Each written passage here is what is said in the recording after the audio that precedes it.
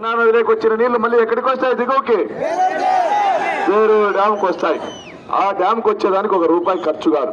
అయినా ఆమెకు ఈ సలహా చెప్తే నచ్చదు. ఆమె మాటల్లో ఏమంటుందో ఒకసారి వినండి.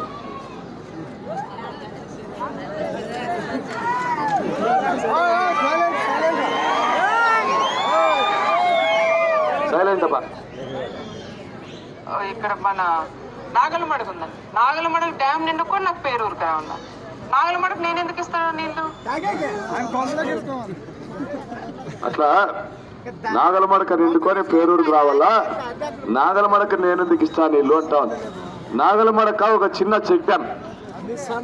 ఆ చిన్న చెక్ డ్యామ్ మంచినీళ్ళ కోసం కట్టుకున్నది. ఆ చిన్న check dam capacity 0.01 TMC. 0.01 TMC. మన Peruru dam capacity 1.5 TMC live capacity. అంటే 15 రెట్లు పెద్దది. నాగలమడక నీళ్లు నిండడానికి 1 రోజు పడితే పేరూరు డ్యామ్ నిండడానికి 15 రోజులు పడుతుంది. అంటే 1 రోజులో నాగలమడక నిండిపోతుంది. దాని తర్వాత 15 రోజుల్లో పేరూరు డ్యామ్ కూడా నీళ్లు నిండిపోతాయి. ఇవన్నీ కూడా ఆమెకు తెలుసు. కానీ ఎందుకు ఆ ప్రతిపాదన ఆమె తిరస్కరించిందంటే, ఉచితంగా నీళ్ళు ఇవ్వాల్సి వస్తుంది. పేరూరు డ్యామ్కి ఫ్రీగా నీళ్ళు ఇవ్వాల్సి వస్తుంది. ఫ్రీగా వీళ్ళు ఏ పని చేయరు కదా. ఫ్రీగా ఏ పని చేస్తారో వీళ్ళు? ఏ పని చేయరు.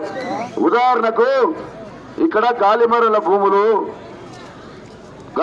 భూముల్లో ఏం జరుగుతుందో మీకు తెలుసు.